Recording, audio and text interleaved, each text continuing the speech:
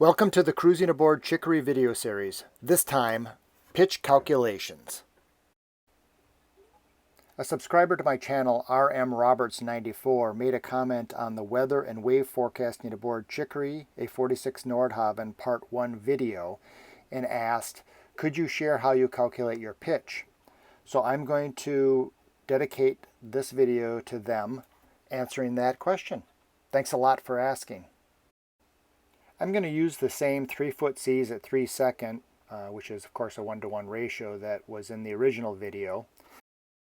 In that first video I discussed that wavelength is measured from wave crest to wave crest, but in this example I'm going to use the trough to trough, which of course is the exact same measurement, but I just wanted to make sure you were clear on that. Just like in the last video, we're going to go to swellbeat.com and put in our significant wave height and peak wave period from our forecast. We'll go ahead and calculate that and come up with a mean wavelength for all of our calculations. Let's put that 10.39 meters into our diagram from our trough to trough measurement. So now we know that from the trough to the peak is 5.195 meters. Now if we add a right triangle to this diagram, we know that the side B of this triangle is 5.195 meters. Well, let's zoom in on this for a second. Based on the information that we fed into swellbeat.com, we know that we had a 1 meter wave height. So now we have two sides of a right triangle, which means we can use our trigonometry calculator again.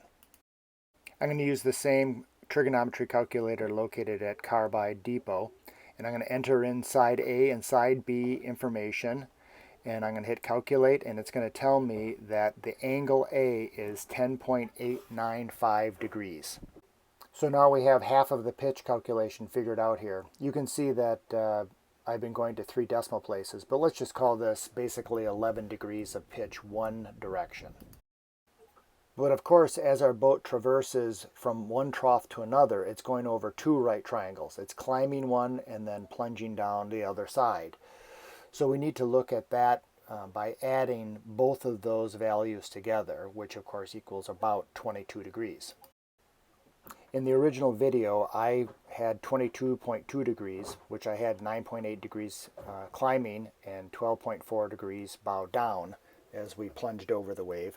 And I said that that was because when we crossed the longitudinal center of buoyancy, that the bow would plunge down because the buoyancy of the bow was less than the stern.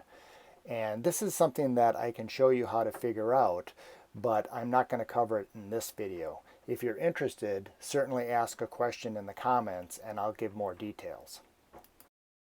But as a quick teaser, it has to do with your waterline plane, how much it displaces in what area, where your center of buoyancy is, and how of that distance compares to angle C on this graph.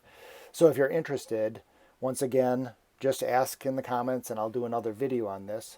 In the meantime, thanks again for viewing, subscribing, commenting, and liking my videos. Until next week, I hope you have fair winds and calm seas.